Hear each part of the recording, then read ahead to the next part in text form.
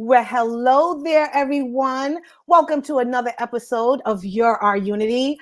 Thank you for joining us again this week. We are a show that wishes to create a spirit of peace and love in the world, one person at a time. We want to just cultivate a community of people who want to lead with compassion and live with love, unconditional love in their heart.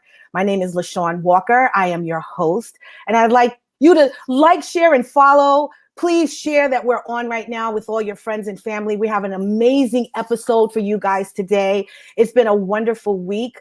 So much has been going on. We had a Super Bowl, whether you were happy or sad. There were some winners and losers. Brady, did it again. This old man, he's sitting up there still throwing footballs and not getting hurt. And I don't know how he does it, but, I have to congratulate them on their win, especially a team that came from so far behind. I think I understood it was like 18 years since they've even been in this position. So it's a blessing for them. God bless the ones that actually finally got a ring. And also, I see that the impeachment started. My television has been invaded with this news. It's like politics has just been nonstop and just never ending. I guess for the last 4 years.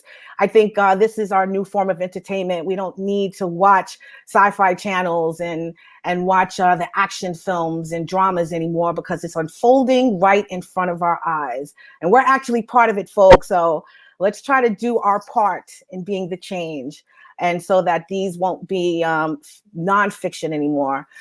So listen, today we have an amazing show. I want to talk too about the freaking weather. We're in New York and the snow has been pounding us. I was away this weekend to enjoy the Super Bowl and celebrate a little bit for my birthday. And the snow was all up and down the northern corridor of the I-95, as well as here in New York, Long Island especially. And from what I understand, the upstate New York received a huge amount of snow as well. It has been pretty bad. And I've just been looking at the snowdrops outside my window while I'm working. And I'm noticing the animals, especially the cats, the feral cats that are outside that are just looking for a home. And I was wondering, as I'm looking at my dog, who's all nice and snuggled up in her sweater, and she's waiting to go outside and play in the snow, opposed to find a home or a warm car to get up under. It started, me to wonder about the people out there that are seeking that same shelter at this time. It's really, really cold, and I can only imagine. I mean, for me, waking up in the morning, and if the heat is down just a little bit, I'm uncomfortable. So for those people that are outside, under the train trestle and in parks and things like that, I wonder how they're dealing with this, how they're handling the frigid temperatures right now with no assistance and nowhere to go. So today's topic for the show is discussing this very thing, the state of homelessness in America. I wanted to talk about these very people, unlike what I saw out my window this past couple of weeks. I want to talk about the actual people out there that are dealing with homelessness. And I want to discuss this topic with an amazing guest of mine, a person who I love very dearly. Her name is Rosalind Muller Bryant.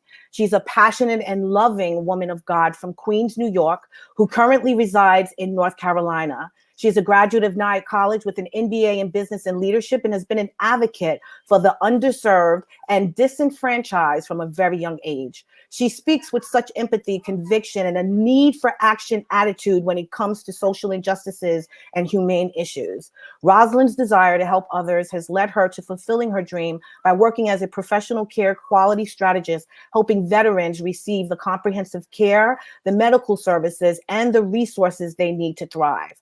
She is a huge advocate for homeless veterans and continues to contribute to the eradication of homelessness as a whole. She's an amazing wife, mother, and grandmother with a heart of gold. She's filled with love, and I love her dearly. Please help me welcome my beautiful friend, Rosalind Muller Bryant, to the show. How are you, beautiful?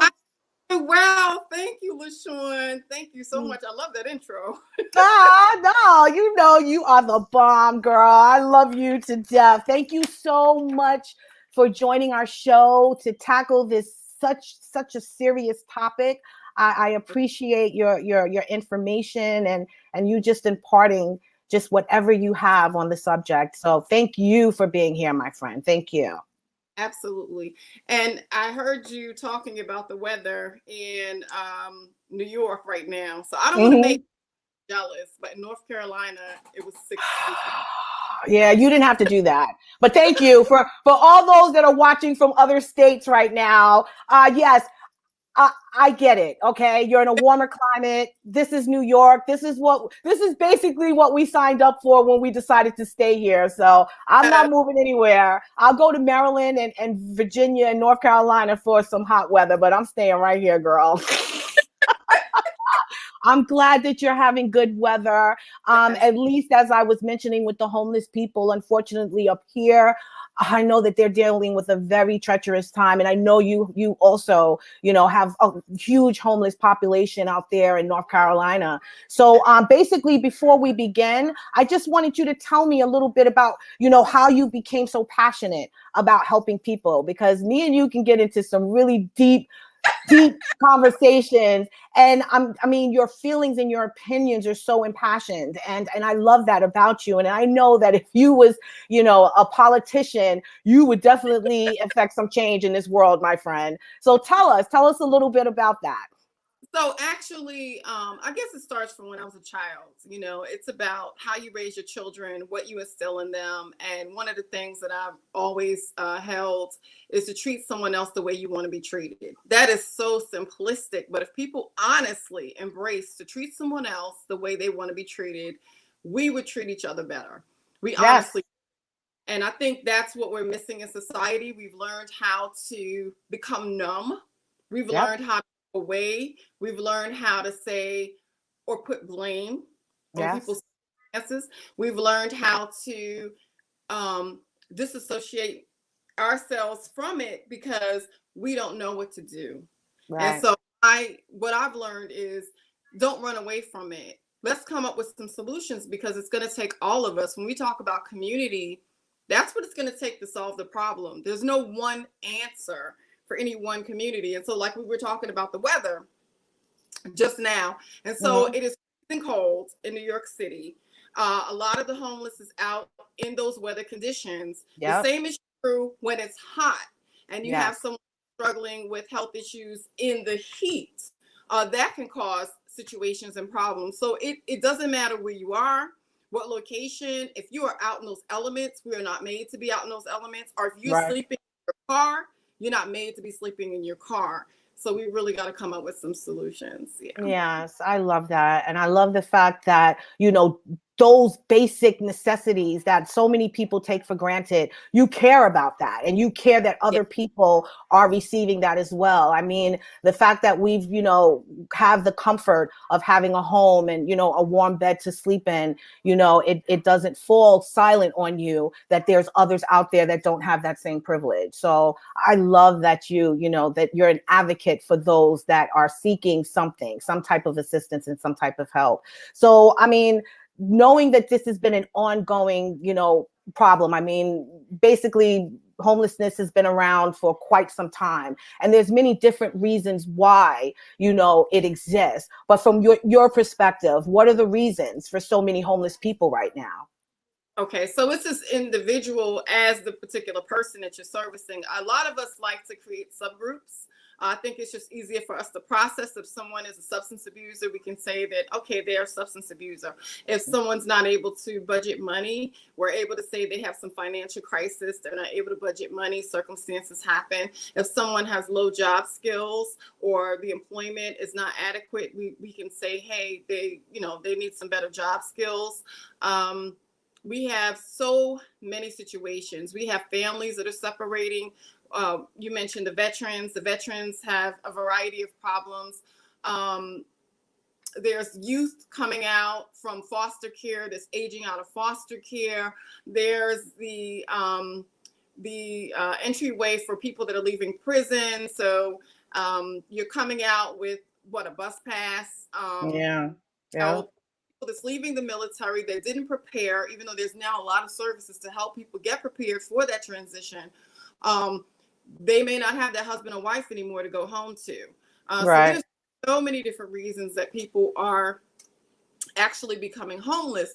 But why it's so important now to really talk about it is because the pandemic is an eye opener.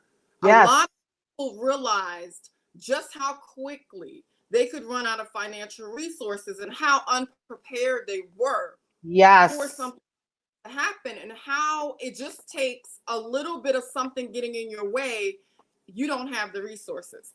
I actually said that, Rosalind. I literally said that recently, that everyone, I feel, is one unfortunate incident, one paycheck, you know what I mean, away from being homeless at any given moment. We've seen people lose all their money in a stock market or some hedge fund scheme.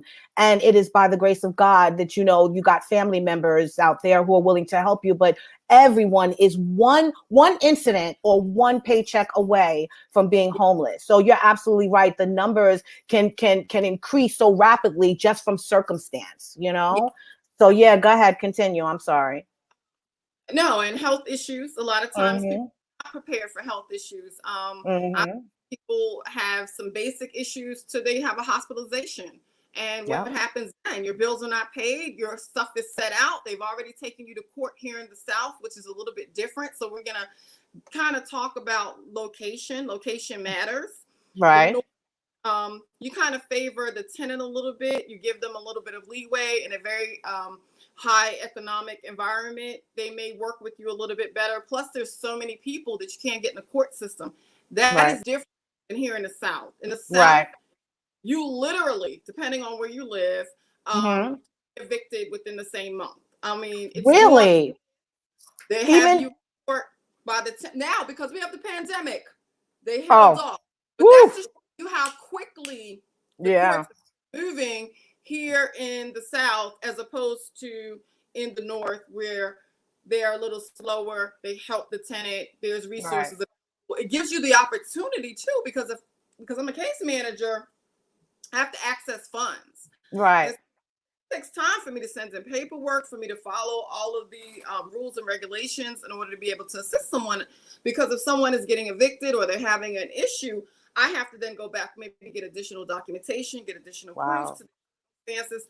And so when you have a court system that moves as rapidly as they do here, out of the apartment. They're in. Oh, that's amazing. And that's sad at the same time, because I mean, I get there are people that take advantage of the system, you know what I mean? But for the ones that don't, that genuinely fall on hard times, they should receive some type of courtesy, especially if they've been, you know, up to a certain extent, a good tenant, you know? So I really find that so sad in a way. I mean, here in New York, girl, you can stay in the house, the place could be falling apart, you don't pay the bills, and you still are in that house, and you could be taken to court multiple times before you're actually kicked out. But I do understand since the pandemic that there's been a lot of leniency, which is really, really good.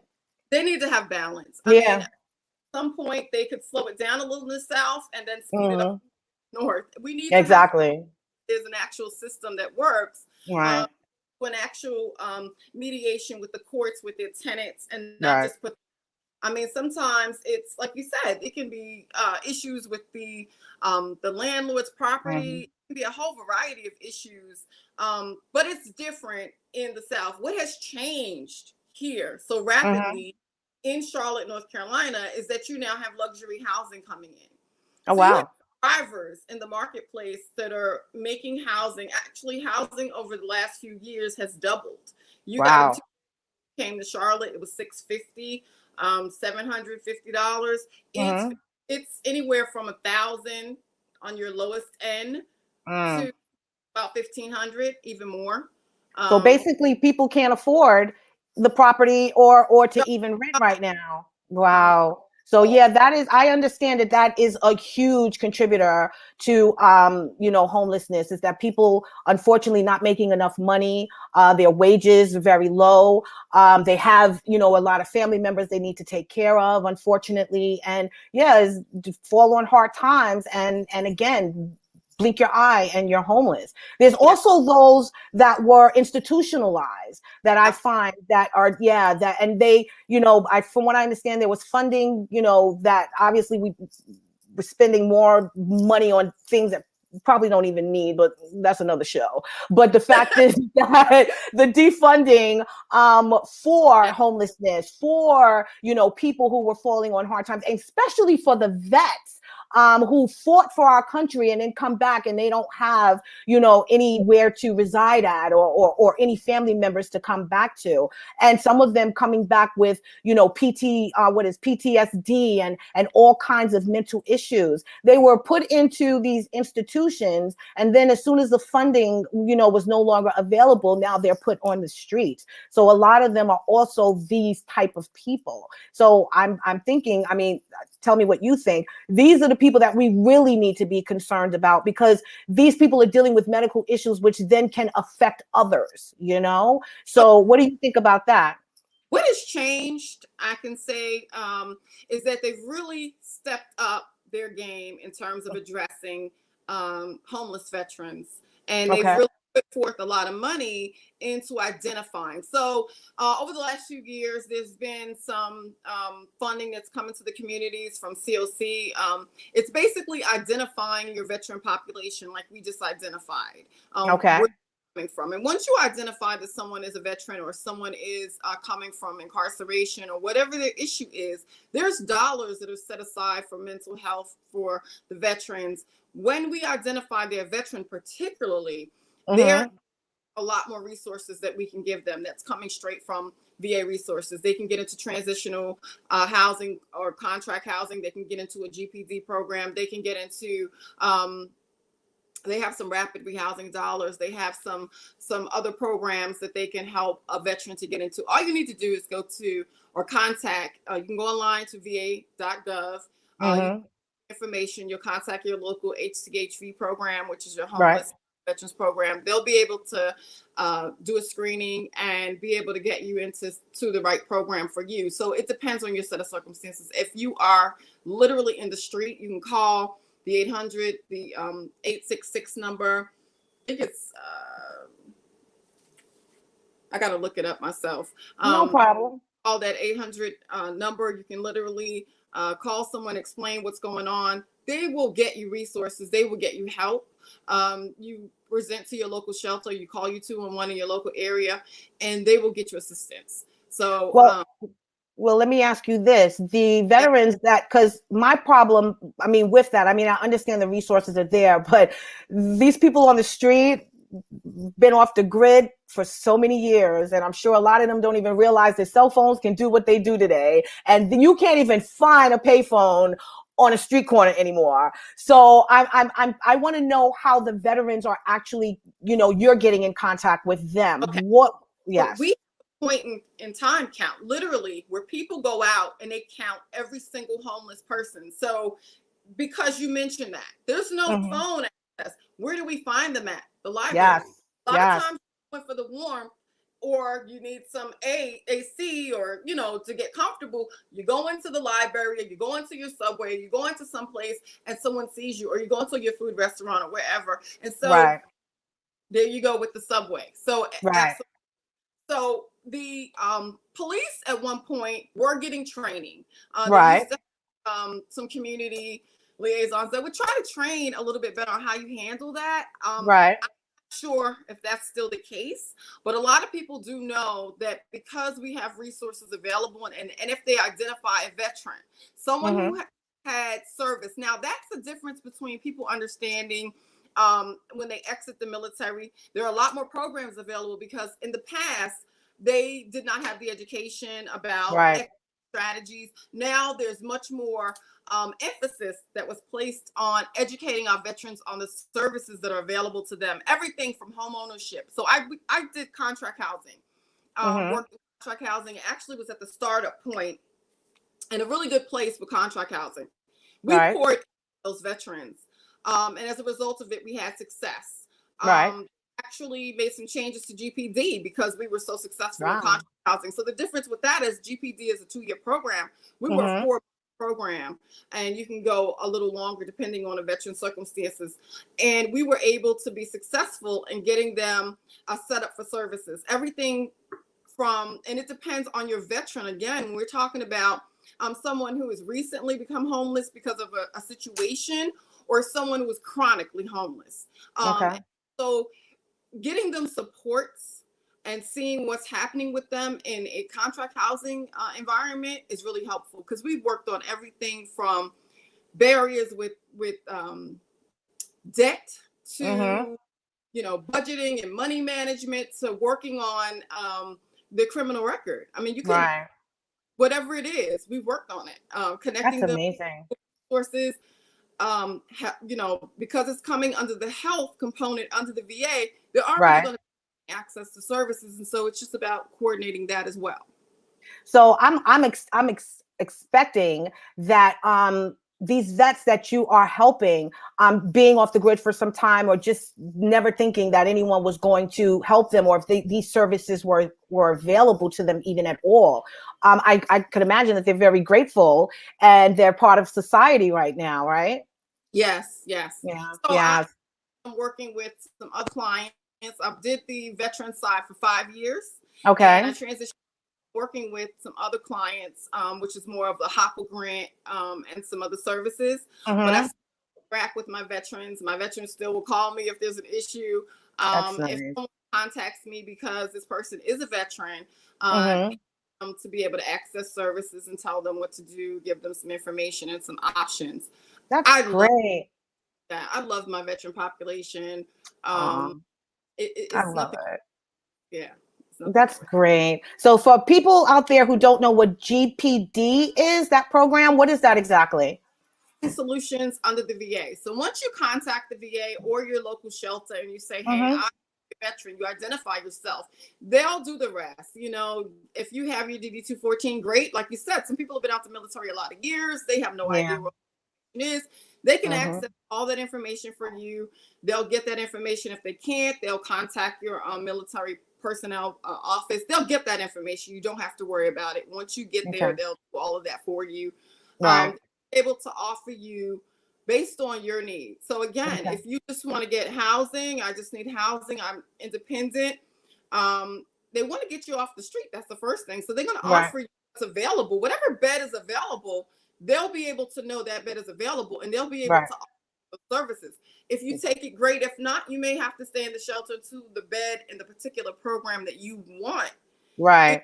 But their goal is to be able to shelter you, to be able to make sure you have your basic needs met, to be able to get you as soon as possible. Right. Wow. And this is also available for veterans as well as homeless people, these shelters and this information for people with substance abuse as well. They offer programs for them also?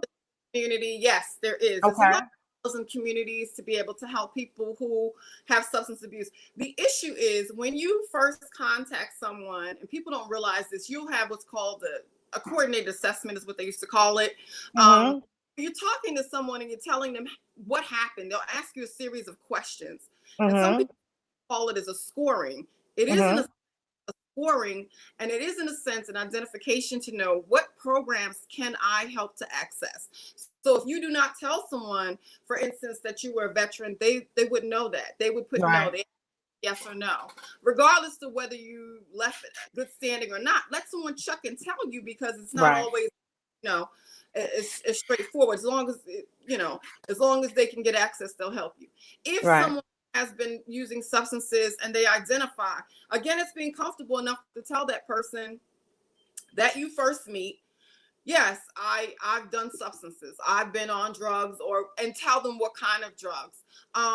There's a big push now with the opioid addiction, as you know. So many resources out here to be able to help people. You just need to know what it is so you can help them to access the services that they need. Mental health, like I said, someone who's been out, who was incarcerated, they got out, and it didn't mean that they had to get out yesterday. connected to services, they had been out for a while. Oh, And wow. they still were having a hard time, and we were able to connect them and they were able to get services. So Wow. a lot of programs, but you have to be honest during that interview, and you have to be Mm, what's going on. And there's right. services that are available for you. Right. Now, what about those who they just don't want the help? I mean, I've seen and I've heard so much here in New York that, you know, the governor, the mayor here, de Blasio, has been trying so hard, especially, you know, in inclement weather, to get the homeless, you know, off the streets and into, you know, a homeless shelter. And it's unfortunate that a lot of them feel that they would rather, you know, weather the storm than to go into a homeless shelter and be warm. Like, I don't understand that, other than the fact that, you know, maybe it's because, you know, they you know, just, I don't know, what is it? Do they not want to share? They don't want to, you know, be in the same room with people? Like, I don't understand that mentality of So not wanting to be warm. you hit the nail on the head. It's a variety of reasons when we talk about someone in chronic homeless situations. And so we're talking about someone who's maybe been in the shelter system. This is not an easy place to go into. This is a group of strangers that I do not know. If I have Mm-hmm. PTSD, it may not be the best place for me because I'm already nervous. I'm already uncomfortable. I'm already checking exits. And quite frankly, Exactly. the amount of people make me uncomfortable. Right. So it may not be the best place for your person with extreme PTSD. And it doesn't necessarily have to be, I have PTSD from military. It Right. could be on the street, being chronically homeless for a number of years. You have to remember what happens to people when they're out there on the street. They Right. don't feel cared about. If I am victimized on the street, the police will come. They will further victimize me. Exactly. Because I don't really take the report. They're not going to take it seriously. They're not going Right. to go after someone because I was, you know, either made to do something or raped or whatever happened to me. And so Right. you have a lot of people that are suffering from trauma Right. as a result of being on the street. And so it is very complex, the reasons why they don't want to come inside. In addition to that, they know their barriers better than you do. It's Right. about them being honest and saying, you know what, you know, especially sex offenders, we have made it where if you are locked up due to being a sex offender, you can You forget it for can't. housing. Right. But I come up with some pretty strategic answers for people who have been arrested due to that. And it gets Right. varied. If you're on the street, things Mm-hmm. can happen, situations can happen. And if you get arrested for that, especially in the South, Right. difficult. Oh, So where they go? They can't go to public housing. They can't I see. go in certain communities and areas. They can't be around a school system. They can't go into just your shared housing environment or your Right. contract environment or a place where there's kids. And so the larger environments and so it gets difficult. Right. So they don't want to go in. They don't want Right. to go because they're afraid or they have been disrespected. Like I said, True. victimized. They are suffering from PTSD. Um, and also, you know, there's a freedom about being able to go where you want to go, especially for That is military. so true. There's a freedom. I've had to go all around the world. I've had to go all around the country. And so I don't have the, you know, constraints of having to have my feet planted, so to speak. And so there's a freedom in that. So it really depends on the person. When I sit down, I talk to the individual. It's about asking them what they want. Right. It's not what we want for them. It's what do you want? What do you Right. want to get in here? And how can I help you to get what you want? Right. Oh, that's beautiful. That's beautiful. I know there's so many that you're helping. We had a medical bed too for our veterans, which was key to being Mm-hmm. out, especially our chronic homeless, Mm-hmm. because when they came into those programs, they weren't just, you know, they may have a lot of different issues, but end story short, we were able to reconnect them to families. And Nice. so some of them don't know Oh, who families are. They literally that, don't know who families are. exactly. Exactly. Lost touch. It Yes. was different than what we have in terms of social media now. Right.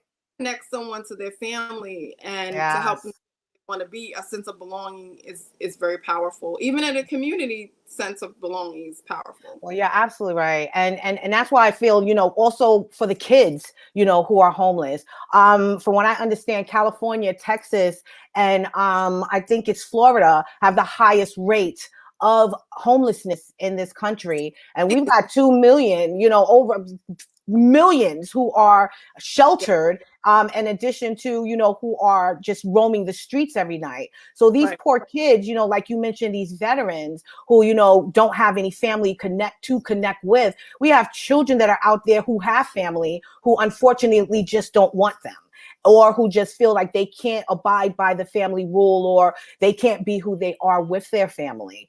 And that's, to me, what's really, really unfortunate right now too. With the pandemic, that's what people were talking about. We were talking about, there's resources that are in the school. They identified the kids that were homeless. They were able to give them extra help. They were able to give them food. They were able to do supportive services for those families that they knew were homeless. And still going to school and everything, and people didn't have to know. The kids, nobody had to know. It was right. it was a really good program, and there's still dollars available, and they're still identifying those kids to try to help them. Good. But our part is they're now on the street. And yes. So finding them and helping them becomes even more complicated when you are no longer in a classroom, and finding where those kids are. Whether or not they went to a relative, where they're at exactly, it's hard. So that's the other part of that. But there's dollars for that. There were some supports, a lot of community supports actually for the family. The difficult part of it is that you have, especially if you have a husband and a wife situation that's homeless, you can sometimes find in a women's shelter a bed. But finding a bed in a family, they're not moving out as quickly. So it becomes more complicated. Right. Find those bed resources. And so that's why we need people in the community to step up and say, hey, I want to do a program. I want to get connected. I want to contact my local housing authority and find out how I can get maybe my apartment or my house that I have that's available, where I know that I'd be able to service somebody and give them a roof over their head through a Section 8 program, or through one of the community programs. And they are responsible for making sure your property is restored. So you want to make sure that the particular program you go with is right. But in North Carolina, we have the Charlotte Housing Authority, or it's called In Living. Okay. And they can connect. You can go right online and you can pull it up and you can see that resource. So it's just about contacting your local housing authority. If you have a property and you're interested in getting in that, they have some other dollars they could steer you to, and some other that can help. Yeah, I love that there's so much out there. I mean, I knew that there was some resources and some way to channel that to the people. But then again, I still worry about those people out there who don't want to take that first step. And I need to know, as a society, because you did mention that we as a society need to step up to the plate. And what can we do as a society, I feel, at this moment, to make sure that the ones that we see that are homeless, and we know that they're suffering right now, what can we do at our level? Because some of them are not, again, it's not that they don't have access to social media. There's pride involved in a lot of situations. And in other situations, it's just, lack of education, lack of information, lack of the wherewithal to know that, hey, somebody is supposed to help me at this time if I just raise my hand and say that I need it. So I'm so concerned about those people out there. What do you think at a personal level we should do to sort of eradicate, homelessness from within our community, if for nothing else? So what's going to shock you is that you might be working next to somebody that's homeless. You never know. Yep. They may be in their car, or they may be couch surfing, and they may have been couch surfing for a very long time. The people that you see that are in Tent City, now they have some specific needs, and I think the churches are starting to get together and recognize they need to do something. But again, with the pandemic and us not being able to go out, it gets hard. But it doesn't stop you from going to a dollar store and packing up some hand sanitizer, getting bottled water, getting you some wipes that people can use. Yeah. Able to get a toothbrush, Yes. toothpaste, socks. Okay. Yes. I mean, Yes. about what it is to have dry socks on our feet. Exactly. Yeah. The little things. Yes. Mm-hmm. Things we take for granted. Yep. They honestly need, and it's important. If you want to put some little packets together and have them in your car, you see them on the highway everywhere. Don't act like you don't see them. That's the problem I have, is that you act like they're not there. Right. Instead, you hand them the dollar. I'm not saying don't hand them the dollar. That's great. Hand them something else, which is that packet that's already prepared in your car with that dollar and some resources so they can get connected. You're absolutely right.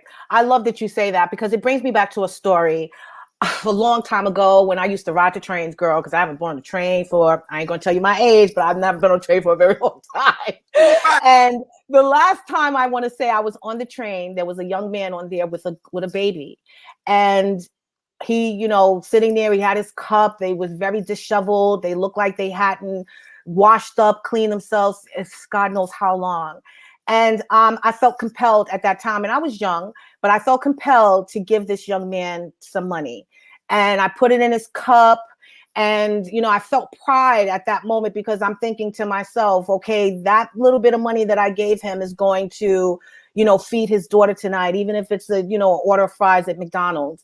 And, we rode on this train for a minute. And then as soon as this man got up and he's shaking off his coat, and all of this drug paraphernalia started falling out, and crack valves, and just so disheartened me so much. So when you speak about giving money, I stopped giving money, and I would prefer to give you something that I think you need. If I see a homeless person on the street, I will take you to that. If you tell me you want food, I'm taking you to that restaurant to get you some food. I get people want to give money and things of that nature, but I think I was traumatized from that moment, girl. And I have to give something, and I do feel compelled and do feel compassion for them. But right. I think that, not everyone's intentions, are genuine. And I felt in that moment that I was being taken. And so now, like I said, like you mentioned, give them something of necessity, right. Give them something that that money, they're always going to do that. No, you've got to think about this. What does it take for me to honestly live on the street in that way? That's a frightening. Yes. The circumstances we're talking about, not have access to the bathroom, not have access to clean up ourselves. Right. It's not, and we make it where you're a criminal if you go to sleep. They have local laws now that you can't sit down and sleep. You can't sleep on the subway anymore. Yeah. So imagine being sleep deprived for hours and days and not being able to eat right. It's gonna make you want to gravitate to something. Yeah. Just to be able to just make it, okay? Oh, we don't do that, but I know. Coffee, caffeine. Yes. Something. And these people are out there, and they literally are now being made to feel like criminals. There's so many things, like you said, that we can do. And one of them is not just to go ahead and give some basic necessities that we see a need for to that person. Right.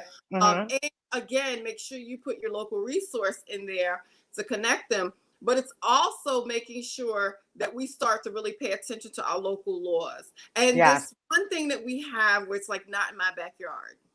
Right. We want to house them.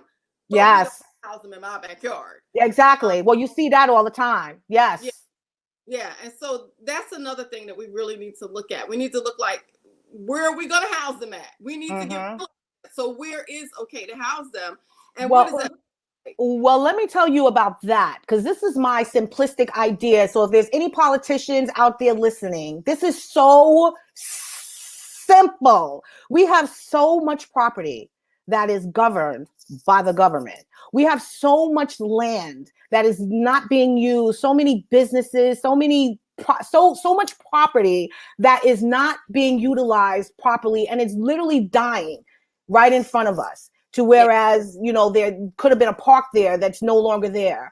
We could be building, instead of building these lavish, you know, condos and these townhouses and these multi-million-dollar penthouses, we need to take a stretch of land and we need to build up that property. And then we need to house these people that are seeking homes, especially if we now, you know, put them in sort of categories, you know, like you have your homeless vets, you have your substance abusers, you have, you know, the kids that were kicked out on the street, so that we now know how we need to assist each individual and not necessarily have them all housed together, but integrate them so that they can become now a society of, you know, a society of people who are upstanding citizens, who are, you know, reliant on themselves, and they don't have to have any type of assistance and have to be out on the streets or anything. I think, to me, that is so simple. There's so much property around. We've got so many institutions, huge institutions that have closed,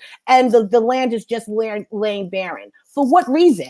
You know what I mean? What reason, when we're speaking of homelessness of over 2 million people in this world, which is ridiculous to me. It's ridiculous. We just spoke about that with the luxury housing. Those are some of the drivers that are driving out the prices of housing. So when we talk about gouging prices, nobody talks about gouging housing prices because that's okay. That's business. That's fair. You have systems that are in place and companies that are in place that they strategically know how many units are available in your local area, and they drive the price up all the time. The software is there. Charlotte, we utilize it. Nobody says anything. That's because if that unit was $700 or $900, because the properties around me have no two bedrooms available, now that becomes $1,000. 1,700. I just came 5 days ago. Why is this apartment more expensive? Because the other ones around me have been rented, and now I want to live in that area. I'm going to pay more for it. Supply and demand. From what I understand, yes, and from what I understand, it's unfortunate, but I understand that here in the city, now that everybody's fleeing the concrete jungle because of the pandemic, they're moving further south, and we're also driving up the property in the property values. Yes, exactly. And that's causing a lot of people down there in the South who were, you know, normally able to afford certain housing. Now it's literally driving them out of the loop because we're coming from up north, and basically just the same thing they're doing up here, gentrification, taking people out of, you know, their, you know, affordable homes that they've had. You know, parents bought these beautiful brownstones, and, you know, unfortunately the kids, you know, inherited them, didn't really keep them up, take care of them. And now, you know, we have people these developers coming into the neighborhoods and literally kicking these poor people out. And a lot of them taking the money because they look at it as quick money and thinking that they're going to find something else affordable. And yet, you know, realize that is not the case. So you're absolutely right. It's definitely a supply and demand situation. And it's really, really sad. It really is, especially when we have our vets and our children, you know, that to me are the ones that really need, you know, safety, security, and shelter the most, and they're having to contend with all of this craziness, you know. Getting back to communities is what we need to do, because again, change the landscape of the South. You come down here, like I showed in that video, it was like this luxury apartments that they have going on. It changed the landscape of the South. And so you used to be able to come get a nice piece of property. It was a single property. It had some land. That was the lure of coming to the South. Yes. You wanted that freedom. You wanted that space. And they're changing it. And it is literally major metropolitan. So one of the things that they don't want to do, though, is shared housing. They don't want shared housing. They don't want all housing solutions here. And they've been resistant to that, but that's what they're getting. Because people have to do in order to maintain and sustain. Another thing that they're doing is requiring 3 times the rent. 3 times, you have to 3 times to be able to afford that apartment. And the credit, of course, everybody expects a criminal and a credit check, but you're adding on these high application fees. Why? Because I have so many people coming that I'm going to make that $100, $75 to $150 on an application. Why? Why are you charging that kind of money? Then you also want to charge an administrative fee. Why? Just because I want to clear out those that can't afford it. Another developers that are saying, I don't want to take any assistance. In other words, if you can't afford to get in here, then I don't want to take you because I know that you're going to need assistance going forward. Wow. So we have seen a lot of contributing factors to homelessness that's going on because we can't even in some properties help the person who is in need because of that situational issue.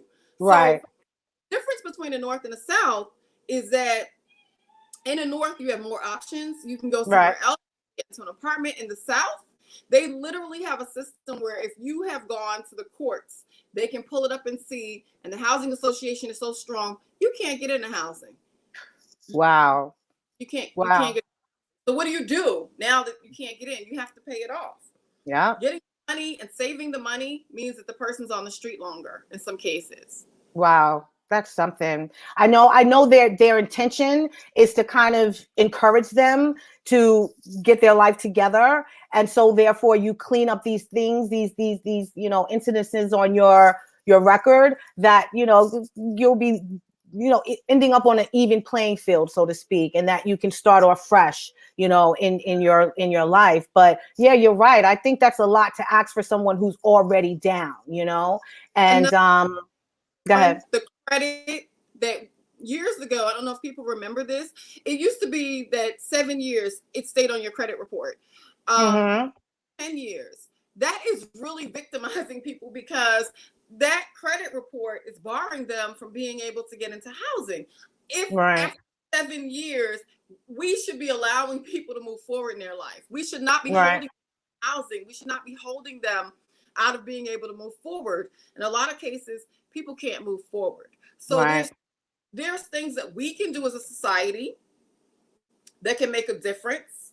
There's a lot of things we need to start looking at our local level, micro and macro level, and say, what can we, just you and I can show up, talk to our local people and say, wait a minute, maybe we should not be making it where they can't rest and maybe we ought to have a bus that they can go to a refreshment station, because we do have the resources in our community where they can go take a shower, they can get washed up. We can have the veterans homeless group would once a year or twice a year we'd have a party for the holidays, and it would be about giving them access to resources.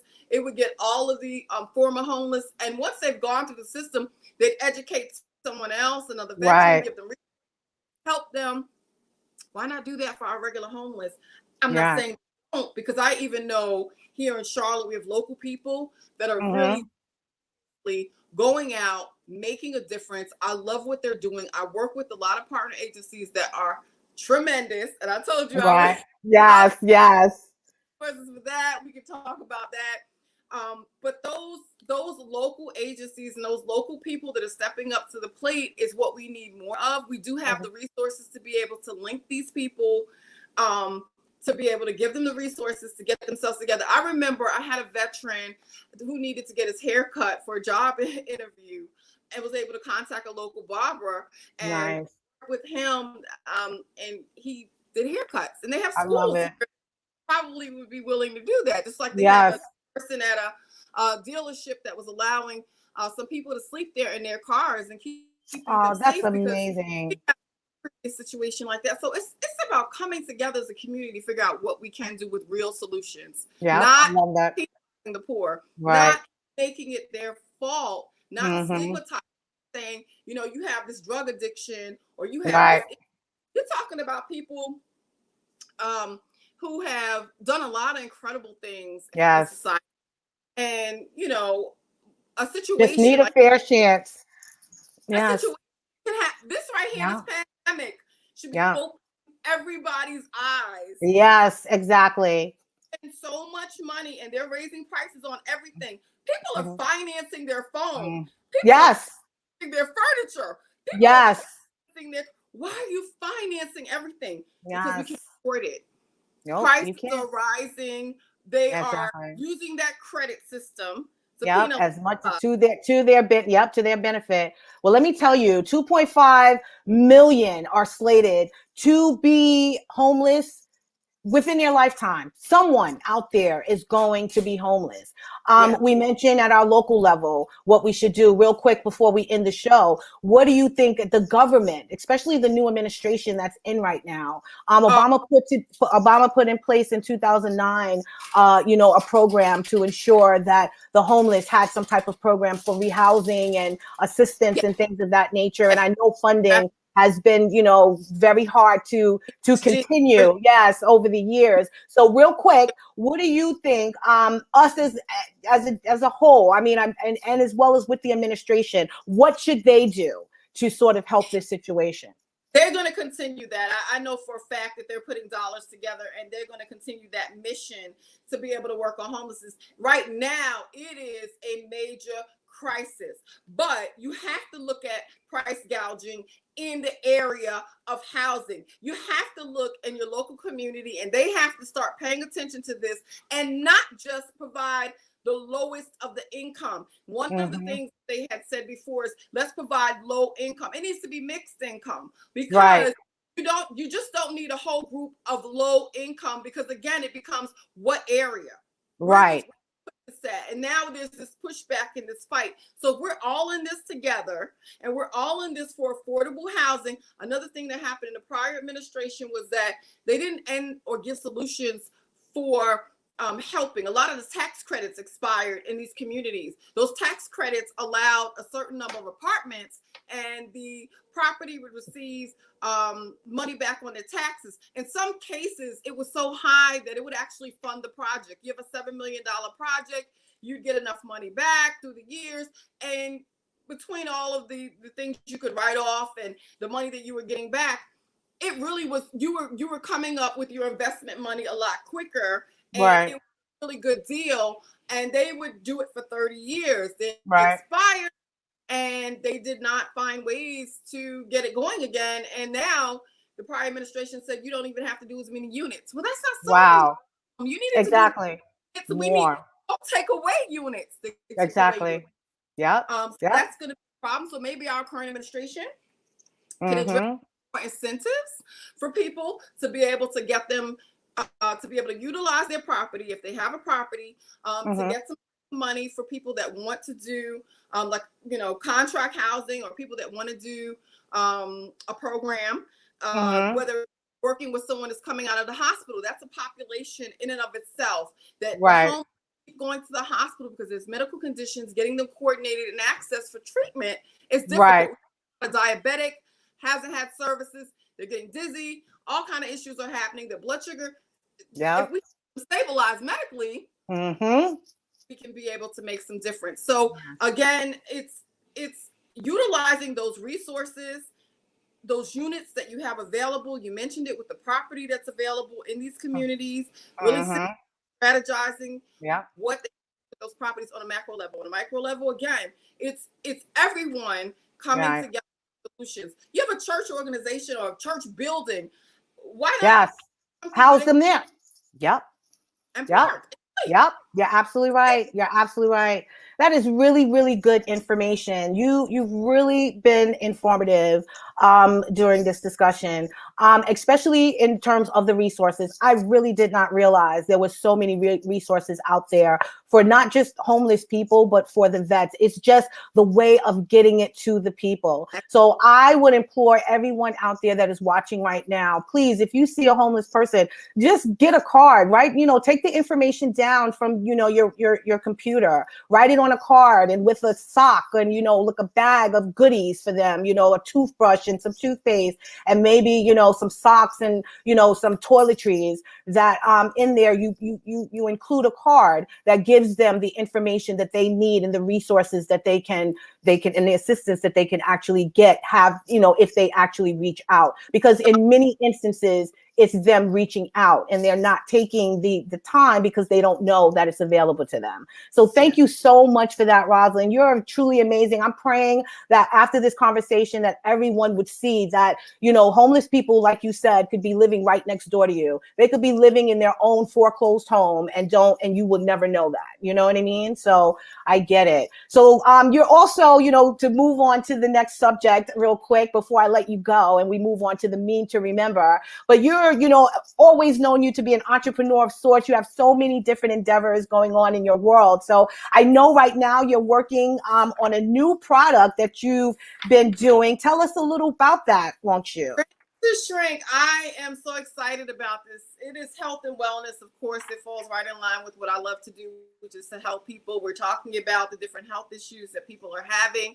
And so Drink to Shrink, one of their main focus points is on detox. You start there with getting the body together, but then they have some other products that you can help to boost the immune system. Overall, the products that we have can help to aid you in everything from, I don't want to make medical claims, but detox your system and you clean out your system. You give it a good foundation and a good start to be able to your medicines to work better and all the other stuff that you need to do. In addition to that, we offer support. So you're coming in maybe a Facebook group if you have a local Drink to Shrink distributor, a person that you know. Again, I'm True for You. Drink to Shrink, which is transformation really is unbelievably empowering. You can join my Facebook group. Ask me any questions you have, reach out to me. My website is there. And again, I would love to work with anybody and we can address the topic of health and wellness together. I love it. I love it. And you could also reach out to you. I'm sure if they have any questions in regard to veteran services and the resources available. You've named so many different programs So anyone out there. Social media platform, the VA is there and you can reach out to the VA via those social media platforms and online. VA. Excellent. Yeah. Excellent. All right. So that brings us to the meme to remember, which is, and please everyone take this to heart. Don't be impressed by money, followers, degrees, and titles. Be instead impressed by kindness, integrity, humility, and generosity. That's what we need in this world for the change to be made and the change to be had. So that takes me right down to my Dare to Be You as we count down the minutes to this show. The Dare to Be You this week, please volunteer, donate, contribute in some way, yourself, your heart, to a homeless person, a homeless community, a homeless shelter, anywhere locally that you can just help someone out there that is down on their luck right now. I would really, really implore you to do that. It will make you feel so happy and fulfilled that you was actually able to help someone in need. So please do that. Someone who's down on their life, just donate, volunteer, contribute some way. Your local groups are doing it in the community. Connect with some groups in the community and offer some resources to be able to help them. Yep, that's right. So what do you have real quick before we go as a Dare to Be You, Roz?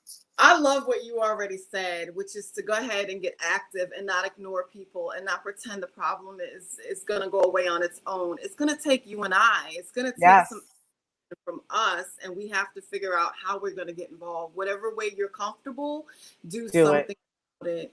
I love it.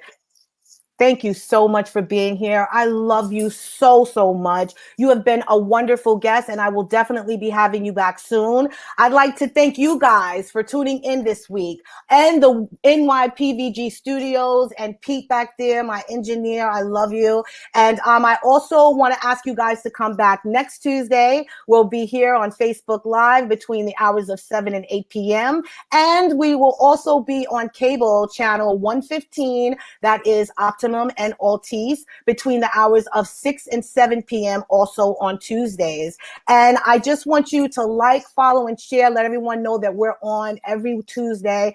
And I want you to have a wonderful week. I want you all to be blessed. God bless you. And I hope to see you back next week. Thank you for coming. Thank you, LaShawn, for having me. You're welcome.